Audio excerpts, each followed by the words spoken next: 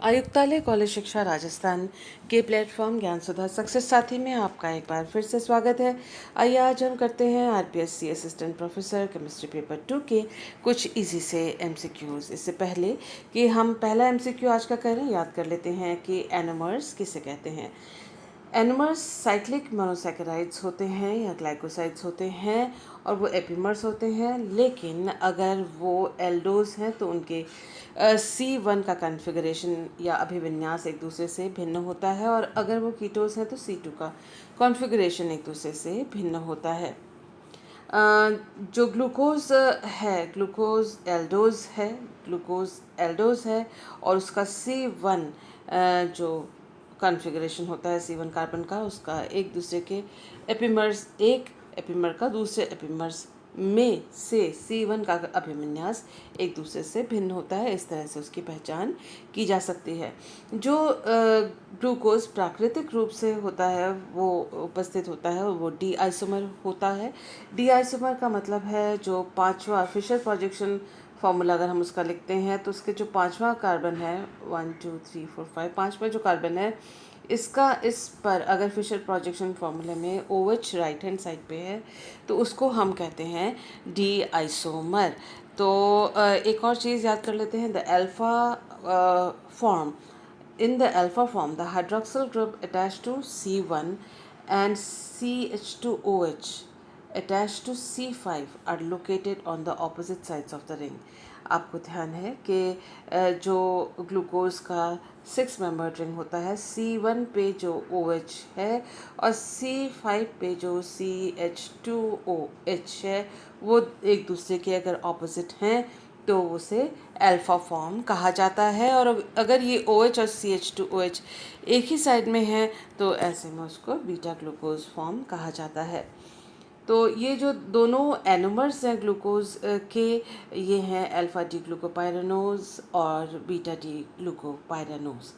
तो उसका मतलब ये है कि अल्फा डी ग्लूकोज और बीटा डी ग्लूकोज एक दूसरे के एनोमर्स हैं, क्योंकि उनका जो C1 का कॉन्फ़िगरेशन है वो एक दूसरे से भिन्न है। हालांकि ग्लूकोज में C1 के अलावा दूसरे और भी कायरल सेंटर्स हैं।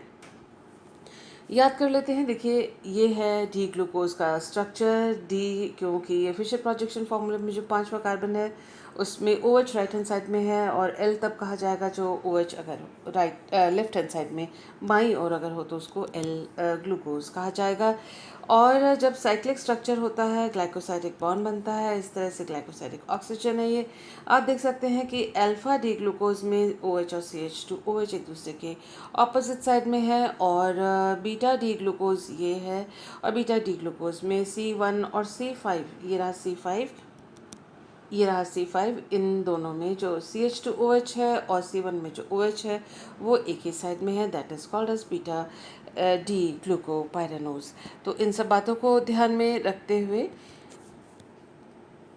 आइए देखते हैं कि एनोमर एक दूसरे में किस तरह से कन्वर्ट होते हैं। ये देखिए H लिखा हुआ बेस है, उसका मतलब यहाँ ये एसिड है, ये उसका कॉन्जुगेट बेस वाला हिस्सा है, और इसका ग्लाइकोसाइडिक OH का प्रोटोनेशन हुआ, आप देख सकते हैं OH प्लस, यहाँ पर ऑक्सीजन के ऊपर यहाँ पर प्लस साइन आ गया, जिसकी वजह से देखिए ये जो कॉन्जुगेट बेस है वो इस प्रोटोन केस को एब्स्ट्रैक्ट निकाल लेता है। और आप देख सकते हैं कि ऑक्सीजन और हाइड्रोजन के बॉन्ड के इलेक्ट्रॉन्स कार्बन और ऑक्सीजन के बीच में इस तरह से शिफ्ट हो गए हैं। आप ये देखिए कि ये अल्फा एनोमर है, जिसमें OH और CH2OH जो 5th कार्बन पे है वो एक दूसरे के ऑपोजिट साइड में है। इस तरह से रिंग ओपनिंग यहाँ पर हो गई है इस इलेक्ट्रॉन के यहाँ शिफ्ट होने पर, और ये जो कार्बन ऑक्सीजन बॉन्ड के इलेक्ट्रॉन से ऑक्सीजन ले लेता है, उसका प्लस चार्ज न्यूट्रलाइज हो जाता है। यहाँ पर ऑक्सीजन के ऊपर कोई चार्ज नहीं है और ये रिंग खुल गया। और उसके बाद फिर आप देख सकते हैं कि यहाँ रोटेशन हुआ। रोटेशन पे जो C डबल बॉन्ड हो नीचे है, वो C डबल बॉन्ड हो ऊपर की तरफ हो गया है, और इसी तरह से एसिड जो है वो उसने अपना इस यहाँ जो ऑक्सीजन ये जो OH है, उस ऑक्सीजन है, C डबल बॉन्ड हो उसके साथ इसने बॉन्ड बनाया है। और ऐसा इसलिए हुआ है क्योंकि आप देख सकते हैं कि ये जो कार्बोनाइल ऑक्सीजन है इस पर न्यूक्लियोफिलिक अटैक हुआ है, और जिससे ऑक्सीजन और इस कार्बन पर ये वाला बॉन्ड बना है, नया बॉन्ड बना है। और यहाँ जैसे ही माइनस चार्ज आ जाता है तो ये प्लस जो हाइड्रोजन H प्लस है वो इसके साथ जुड़ जाता है। आप इसको यूँ देख सकते हैं कि ये माइनस चार्ज हुआ, यहाँ जो H प्लस है वो इस माइनस के साथ यहाँ O माइनस के साथ जुड़ गया और OH बॉन्ड यहाँ पर बना। लेकिन इस दौरान क्योंकि यहाँ पर रोटेशन हुआ था तो ये जो सी डबल बॉन्ड है अपर साइड में और ये जो OH है वो अपर साइड में बन गया। अब जो ये स्ट्रक्चर बना है, आप इसका जो दूसरा फॉर्म है यहाँ देख सकते हैं कि OH यहाँ पर है और यहाँ पर प्लस चार्ज है। OH बॉन्ड के इलेक्ट्रॉन्स ऑक्सीजन अपनी ओर ले लेता है, यहाँ से हाइड्रोजन जो है निकल जाता है कॉन्जुगेट बेस के साथ, और जो कैटलिस्ट है वो वापस जो यहाँ स्टार्ट हुआ था वो वापस यहाँ पर हमें यहाँ जो स्टार्ट हुआ में स्टार्टिंग फर्स्ट स्टेप में जो यहाँ यूज़ हुआ था लास्ट स्टेप में ये वापस मिल जाता है। और साथ ही आप देख सकते हैं जो OH अपर साइड में बना है उसी साइड में है जिस साइड में CH2OH है C5 पे, तो this is beta anomer NOMER। यहाँ R लिखना छूट गया है, ये R यहाँ साइड में नीचे आ गया है बाई कॉम्प्रेस जब करते हैं वीडियो को उस वक्त ये चीज़ मिस्टेक हो गई है। इसको थोड़ा सा आप ध्यान में रखिएगा। ये ग्लूकोज है, ये एनोमर है, ये लास्ट वाला जो R है वो यहाँ लिखा हुआ नहीं है। खैर जो ओवरऑल हमें देखना है वो ये कि अल्फ़ा जो ग्लूकोज है, अल्फ़ा डी ग्लूकोज वो बीटा डी ग्लूकोज एनोमर में ये चेंज हो गया है। This is an alpha enomer and this is the beta enomer with the help of this catalyst। तो ये बात हमें याद रखनी है। आते हैं हम अपने पहले क्वेश्चन पे। पूछा गया है कि अल्फ़ा डी ग्लूकोज और बीटा डी ग्लूकोज क्या हैं आपस में, क्या वो आपस में एपिमर हैं या क्रियात्मक समावयवी हैं, एनोमर हैं या स्थान समावयवी या पोजीशन आइसोमर्स हैं। हमने अभी देखा क्योंकि C1 पे इनका एक दूसरे का ग्लाइकोसाइडिक इस तरह से साइक्लिक स्ट्रक्चर में C1 जो है वो उसका कॉन्फ़िगरेशन एक दूसरे से अलग है। बाकी जो मॉलिक्यूल है उसमें सारे कॉन्फ़िगरेशंस एक जैसे हैं। देखिए H OH and OH and H and H and CH2OH CH2OH, तो बाकी सारे कायरल कार्बन में एक जैसा कॉन्फ़िगरेशन है सिवाय C1 के। तो ऐसे को हम एनोमर्स कहते हैं इस तरह के आइसोमर्स को। तो the answer is option number 3 anomers. इससे पहले कि नेक्स्ट क्वेश्चन को करें याद कर लेते हैं एपिमर्स किसे कहते हैं। Epimers are diastereomers that contain more than one chiral centre but differ from each other in the absolute configuration at only one chiral centre.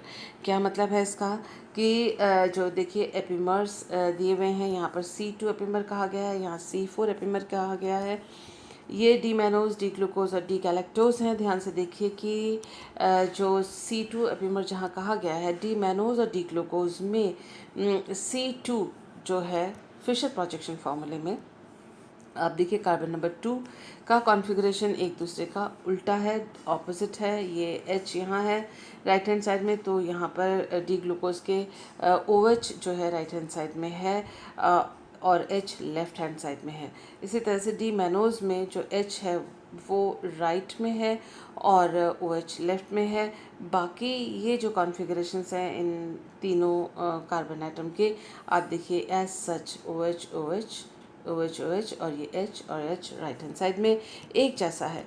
तो क्योंकि ये दोनों मॉलिक्यूल्स वैसे कम्प्लीटली एक जैसे हैं, केवल उनका C2 एक दूसरे से अलग है और इसके अलावा C2 के अलावा बाकी ये जो एटम्स हैं वो भी कायरल हैं, यानी इस कायरल एटम के अलावा और भी कायरल एटम्स इस मॉलिक्यूल में हैं, लेकिन ये दोनों मॉलिक्यूल्स एक दूसरे से केवल एक एटम में इनका कॉन्फ़िगरेशन अभिविन्यास एक दूसरे से विपरीत है, बाकी जो एटम्स है वो सेम है।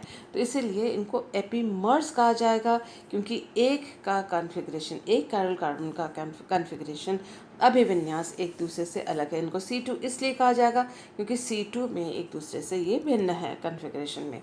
उसी तरह से डी ग्लूकोज और डी गैलेक्टोज को देखें तो उन्हें C4 एपिमर्स कहा जाएगा क्योंकि अगर हम इन दोनों के कॉन्फ़िगरेशन को देखें तो बाकी सारा मॉलिक्यूल एक जैसा है, सिर्फ ये C4 जो है वो उसका कॉन्फ़िगरेशन एक दूसरे से भिन्न है। ये देखिए HOH H O H on the left hand side, इसी तरह से एच लेफ्ट हैंड साइड में, एच लेफ्ट हैंड साइड में। सो बाकी सारा मॉलिक्यूल जो एक जैसा है, सिर्फ C4 में एक दूसरे से डिफरेंट है, इसीलिए इन्हें C4 एपिमर्स कहा जाता है।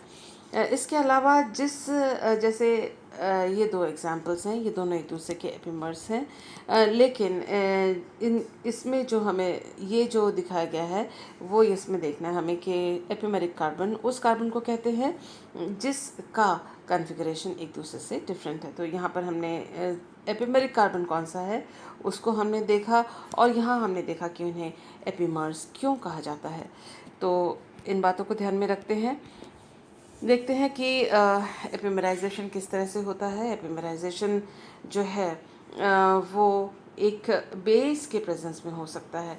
अगर ये R1 अगर OH है और R2 बाकी सारा मॉलिक्यूल है कार्बोहाइड्रेट का, अगर इस तरह से हम देखें तो आप देखिए कि ये जो H है अबव द प्लेन है और उसके एपिमर में H बिलो द प्लेन है।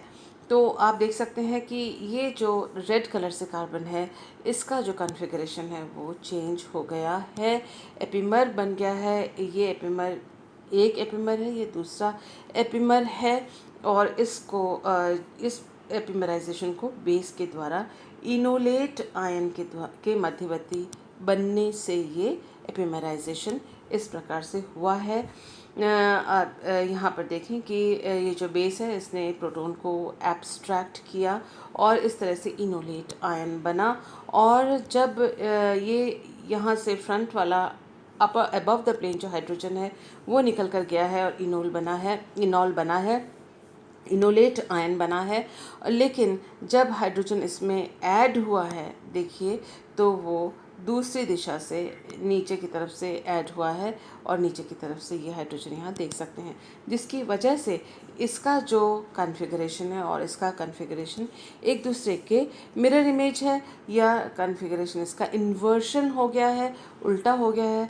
तो ये मैकेनिज़्म है एपिमेराइजेशन का जो आपको नॉलेज के लिए ध्यान में रखना है।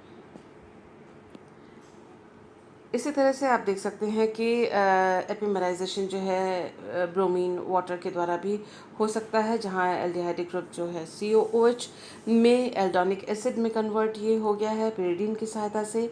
आप देख सकते हैं कि यहाँ ये जो कॉन्फ़िगरेशंस वो सेम है, बस ये वाला कॉन्फ़िगरेशन एक दूसरे के ऑपोजिट है, यानी यहाँ एपिमेराइजेशन इस कार्बन का इन्वर्शन ऑफ कॉन्फ़िगरेशन या विन्यास उसका एकदम विपरीत हो गया है, वाटर के प्रेजेंस में हुआ लैक्टोनाइजेशन, और उसके बाद आप सोडियम एमलगम और कार्बन डाइऑक्साइड के प्रेजेंस में ये रिंग ओपनिंग हो जाती है, और आप देख सकते हैं कि ये और ये यानी डी ग्लूकोज और डी मैनोज ये दोनों जो हैं एपिमेराइजेशन